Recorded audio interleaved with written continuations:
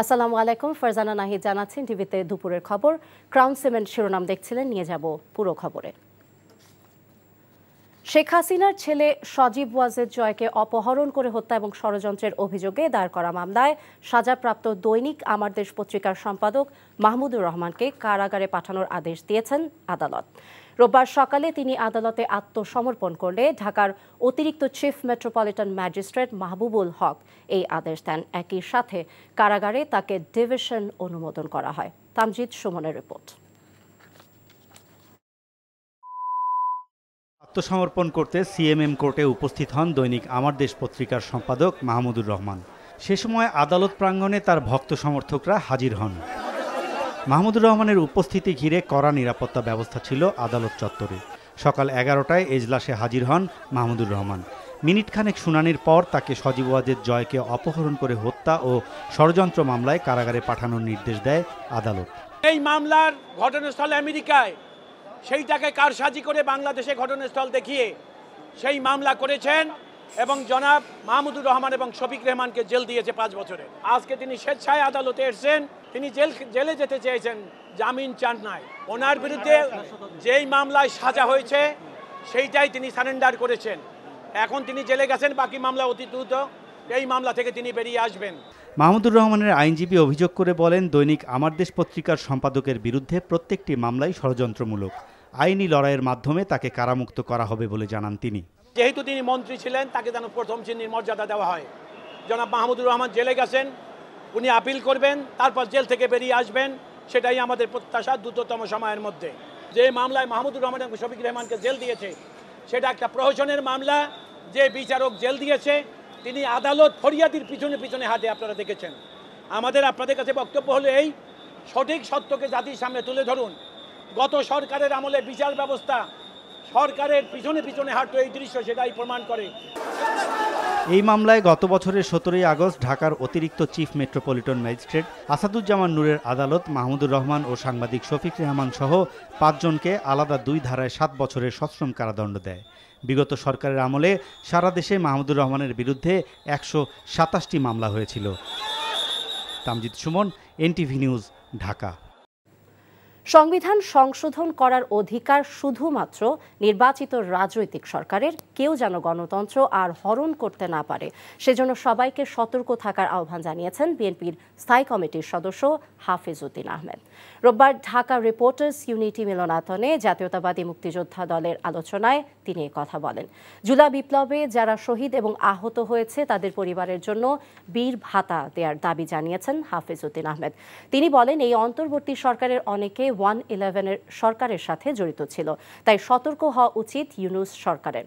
পার্বত্য চট্টগ্রামের সহজ সরল জনগোষ্ঠীকে উস্কানি না দিতে প্রতিবেশী রাষ্ট্রের প্রতি আহ্বান জানান হাফিজ উদ্দিন।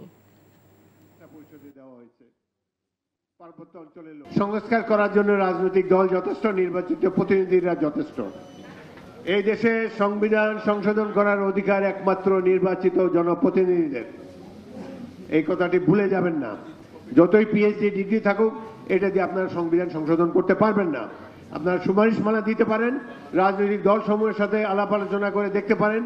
রাজনৈতিক দল যদি গ্রহণযোগ্য মনে করে, এটি তাদের নির্বাচনী ইশতেহারে দিয়ে জনগণের ম্যান্ডেট তারা নিয়ে নেবেন। আইএমএফ এবং বিশ্ব ব্যাংকের মতো ইন্টারন্যাশনাল ফাইন্যান্স কর্পোরেশন আইএফসিও অর্থনৈতিক খাত সংস্কারে আর্থিক এবং কারিগরি সহায়তা দেবে বলে জানিয়েছেন অর্থ উপদেষ্টা ডক্টর সালেউদ্দিন আহমেদ। সকালে সচিবালয়ে বিশ্বব্যাংক এবং আইএফসির প্রতিনিধি দল অর্থ উপদেষ্টার সাথে সাক্ষাৎ করে। এরপর সাংবাদিকদেরকে ব্রিফিংয়ে সালেউদ্দিন জানান, অক্টোবরে আইএমএফের বোর্ড মিটিংয়ে টাকার বিষয়ে সিদ্ধান্ত হবে। আর্থিক এসব আন্তর্জাতিক সংস্থা থেকে সহায়তা আসবে এনবিআর, ব্যাংক এবং জ্বালানি সহ অন্যান্য খাতে সংস্কারের জন্য।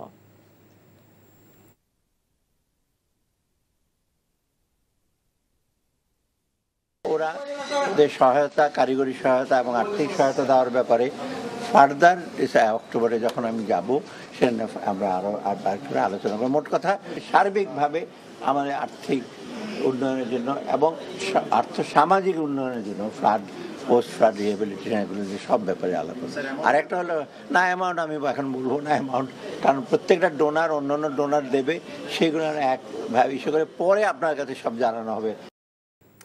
ফ্যাসিস্ট সরকারের তৈরি সাইবার সিকিউরিটি অ্যাক্ট ক্ষেত্র বিশেষে সংশোধন করা হবে। যেসব আইন দিয়ে কণ্ঠ রোধ করা হতো তা বাতিল হবে বলে জানিয়েছেন আইন উপদেষ্টা আসিফ নজরুল। সকালে এক আলোচনায় তিনি বলেন, স্বাধীনভাবে কথা বলার অধিকার নিশ্চিত করবে অন্তর্বর্তীকালীন সরকার। আমাদের সরকারের পক্ষ থেকে আমরা তথ্য অধিকার ৮২ যেই সমস্ত আইন ছিল, যে সমস্ত আইন করার পরিকল্পনা ছিল, সেগুলি বাতিল করার চেষ্টা করব। ক্ষেত্র বিশেষে সংশোধন করতে হবে। যেমন ধরেন সাইবার সিকিউরিটি অ্যাক্টরা অনেকের জনপ্রিয় দাবি হচ্ছে এটাকে বাতিল করে দেওয়া। আমি যখন লেখালেখি করেছি আমি কখনো বাতিল করতে বলি নাই, কারণ এখানে দুই ধরনের অপরাধ আছে। একটা হচ্ছে কম্পিউটার অফেন্স, একটা হচ্ছে স্পিচ অফেন্স। স্পিচ অফেন্স আমি বাদ দিব, কিন্তু কম্পিউটার অফেন্স, হ্যাকিং করা, ব্ল্যাকমেইল করার চেষ্টা করা, সেটাকে যদি আমি ক্রিমিনালাইজ করার থেকে বাতিল করি তাহলে দেশে অরাজকতা হয়ে যাবে। ১ নভেম্বর থেকে পলিথিন উৎপাদন কারখানায় অভিযান চালানো হবে বলে জানিয়েছেন পরিবেশ, বন এবং জলবায়ু বিষয়ক উপদেষ্টা সৈয়দা রিজওয়ানা হাসান। সকালে রাজধানীর আগারগাঁওয়ে পরিবেশ অধিদপ্তরের নিষিদ্ধ পলিথিন শপিং ব্যাগের বিকল্প পণ্যের মেলা উদ্বোধনী অনুষ্ঠানে তিনি কথা বলেন। তিনি বলেন, ডিসেম্বরের মধ্যে সচিবালয়ে একবার ব্যবহার্য প্লাস্টিক বন্ধ করা হবে। কাউকে শাস্তি দেওয়ার জন্য নয়, পরিবেশকে বাঁচানোর জন্যই এই উদ্যোগ বলে জানান সৈয়দা রিজওয়ানা হাসান। সচেতনতা বাড়ানোর জন্য শিক্ষার্থীরা বিভিন্ন প্রতিষ্ঠানে যাবে বলেও জানান পরিবেশ, বন এবং জলবায়ু বিষয়ক উপদেষ্টা।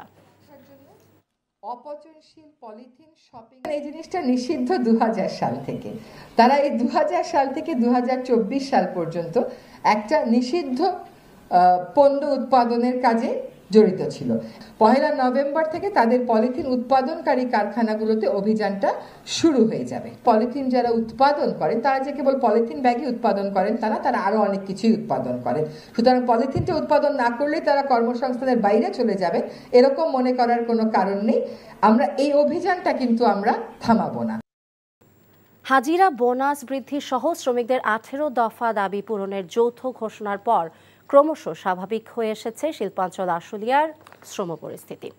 অধিকাংশ কারখানায় উৎপাদনে ফিরেছে, তবে আওয়ামী লীগ সরকারের সাবেক ২ সংসদ সদস্যের মালিকানাধীন ২টি কারখানা সহ ১৯টি কারখানা এখনও বন্ধ রয়েছে।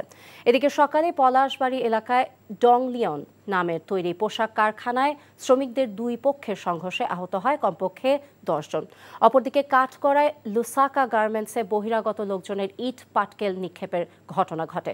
এতে নিরাপত্তার স্বার্থে আরও ৩০টি তৈরি পোশাক কারখানায় সাধারণ ছুটি ঘোষণা করা হয়েছে।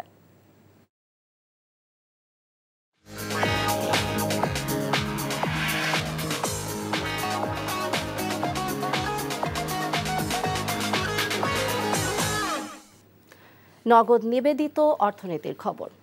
চলতি মাসে ৪ দফায় দাম বাড়ার পর স্বর্ণের দাম কিছুটা কমেছে। এতে হলমার্ক করা ২২ ক্যারেটের প্রতি ভরি স্বর্ণের দাম কমে দাঁড়াবে ১,৩৭,৪৪৯ টাকা। রোববার সকালে এক বিবৃতিতে বাংলাদেশ জুয়েলার্স সমিতি বাসুস স্বর্ণের দাম কমানোর এই ঘোষণা দেয়। এই দফায় ভরিতে সর্বোচ্চ ১,২৫৯ টাকা কমছে। এর আগে বুধবার ২২ ক্যারেটের প্রতি ভরির স্বর্ণের দাম বেড়ে ১,৩৮,৭০৮ টাকায় উঠেছিল। স্বর্ণের এই দাম ছিল বাংলাদেশের ইতিহাসে সর্বোচ্চ। জুয়েলার্স সমিতি জানায়, হলমার্ক করা ২১ ক্যারেট ১,৩১,১৯৭ টাকা, ১৮ ক্যারেট ১,১২,৪৫৩ টাকা এবং সনাতন পদ্ধতির স্বর্ণের ভরি ৯২,২৮৬ টাকায় দাঁড়াবে। এই ছিল দুপুরের খবরে। এই খবরের ভিডিও সব জানতে ভিজিট করুন এনটিভি অনলাইন www.ntvbd.com। এছাড়া এনটিভি জনপ্রিয় সব অনুষ্ঠান এবং খবরের আপডেট জানতে ভিজিট করুন আমাদের ইউটিউব এবং ভেরিফাইড ফেসবুক পেজ। ৫টায় দেশের খবর দেখার আমন্ত্রণ রইল। সবাইকে ধন্যবাদ।